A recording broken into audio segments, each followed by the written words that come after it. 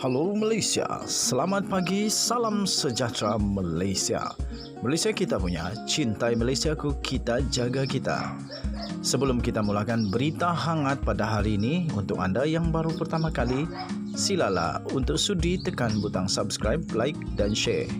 Sila juga tinggalkan komen anda kerana setiap komen anda amatlah dihargai. Berita hangat hari ini daripada channel ini, Denyut nadi suara rakyat bergema terus-menerus di dalam channel ini. Setiap hari kita membawakan berita-berita terbaru yang pastinya dinantikan oleh seluruh rakyat Malaysia.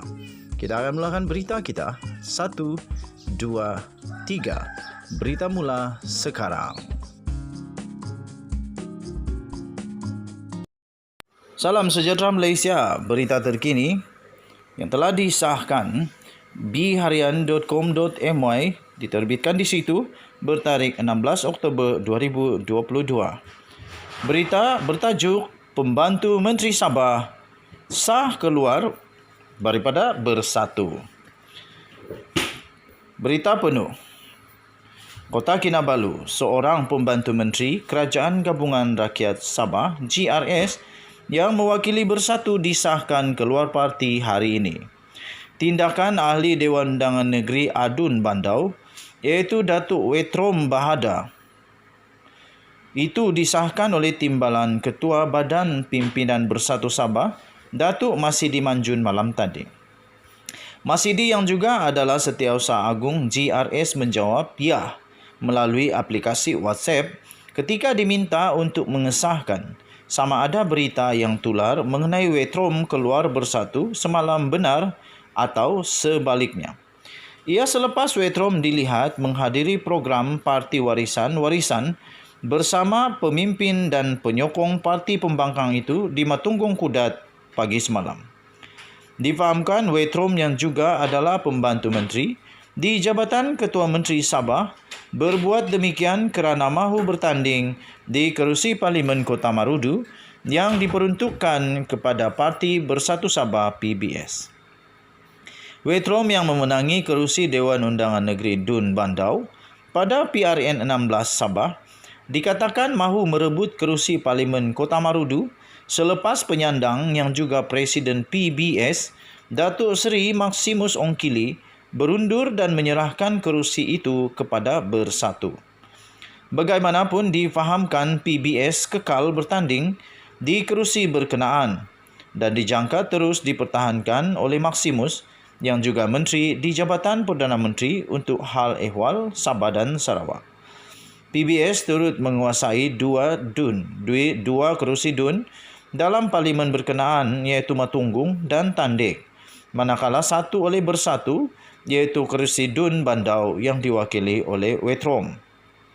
Bersatu dan PBS bekerjasama dalam GRS bersama tiga parti lain iaitu Parti Solidariti Tanah Air Kosta, Parti Maju Sabah SAPP dan Pertubuhan Kebangsaan Sabah Bersatu USNO. Ketika GRS sedang berunding dengan Barisan Nasional BN mengenai agihan kerusi antara dua gabungan berkenaan bagi mengelak pertembungan pada PRU15 pada ketika ini. Wetrom dijangka mengadakan sidang media mengenai tindakannya itu awal minggu depan. Sekian berita. Salam sejahtera Malaysia, Denyut nadi suara rakyat terus bergema di channel ini. Jangan lupa tekan butang subscribe, like dan share. Kita jumpa lagi. Bye-bye.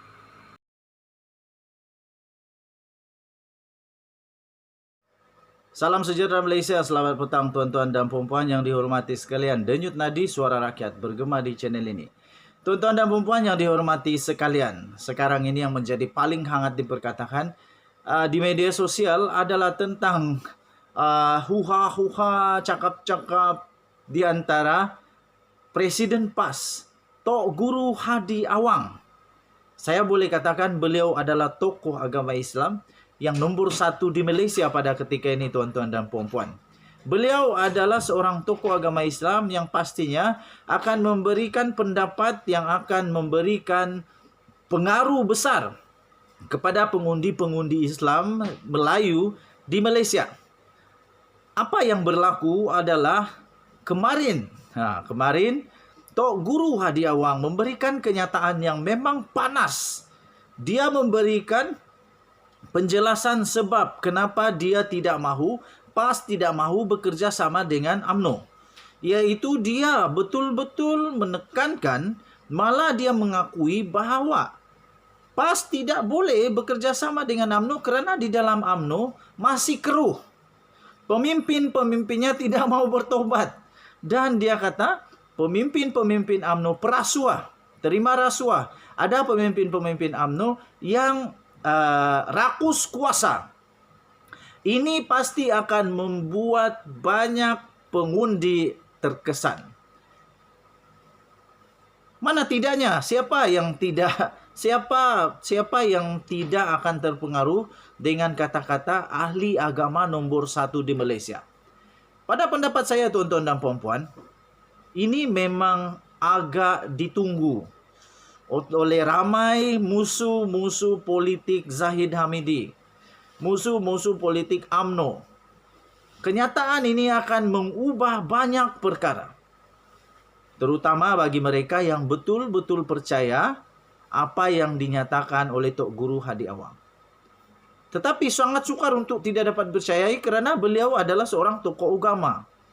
Dan takkanlah seorang tokoh agama mau buat cerita yang pelik-pelik, tak betul pula, betul tak? Dan apa yang terjadi hari ini, Zahid Hamidi mengeluarkan satu kenyataan bahawa dia kecewa, dan dia juga mengeluarkan kenyataan yang bagi saya, pendapat saya baca artikel itu berbaur satu peringatan, dan mungkin ada juga ugutan lembut. Malah Zahid Hamidi berkata, kalau dia mau, dia boleh saja mengaibkan Presiden PAS itu. Tetapi kerana dia berakhlak, dia simpan itu dan tidak mahu untuk mengaibkan. Tetapi pada pendapat saya, bukan ini jawapan yang betul daripada Zahid Hamidi. Jawapan yang betul yang patut dilakukan oleh Zahid Hamidi adalah menafikan perkara itu. Zahid Hamidi kena nafikan bahawa di dalam UMNO pemimpinnya rakus kuasa.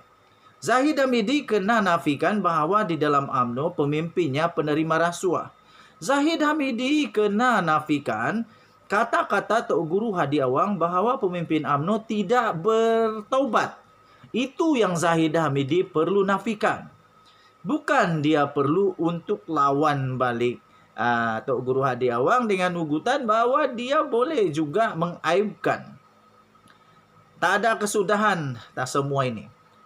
Tetapi Zahid Hamidi sekarang berada di kasut.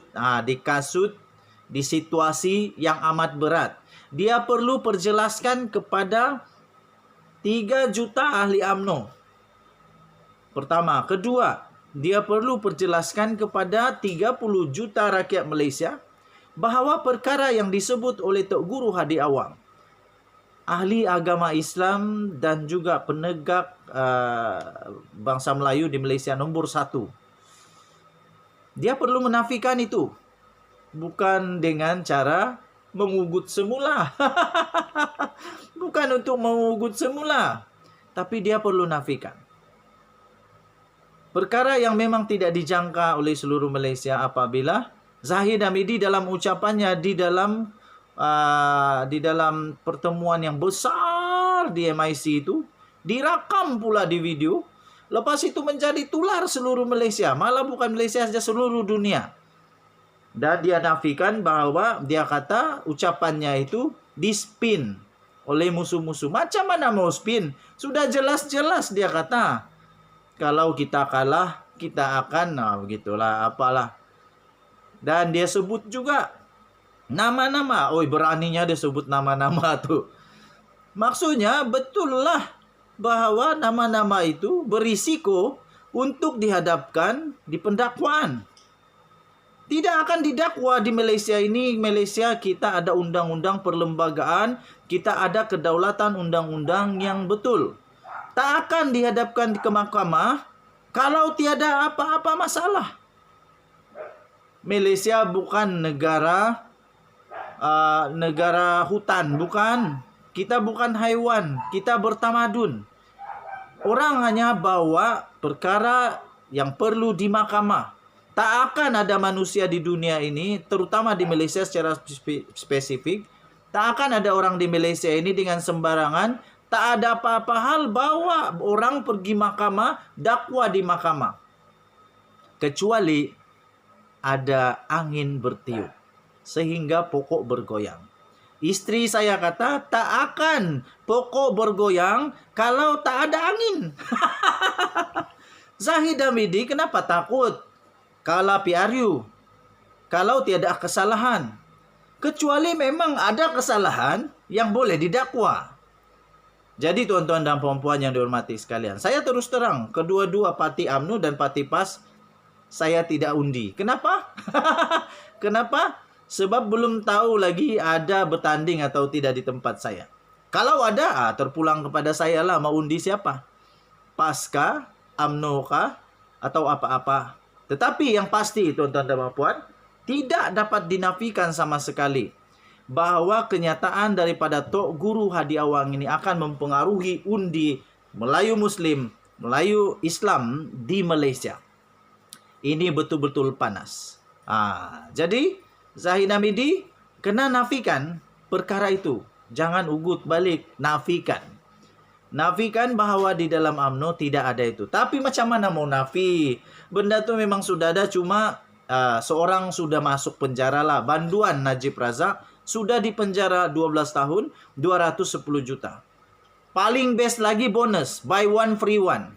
Suami masuk penjara, istri pun masuk penjara. Terbaik. Belum lagi banduan, bakal banduan. Rosma Mansur, lagi parah. 10 tahun penjara, 10 tahun penjara, 970 juta denda. Macam mana mau cari, aku pun dah tahu. Okey. Apa pendapat kamu? Sila komen. Denyut Nadi, suara rakyat terus bergema di channel ini. Minta maaf saya tidak banyak video hari ini sebab saya sibuk.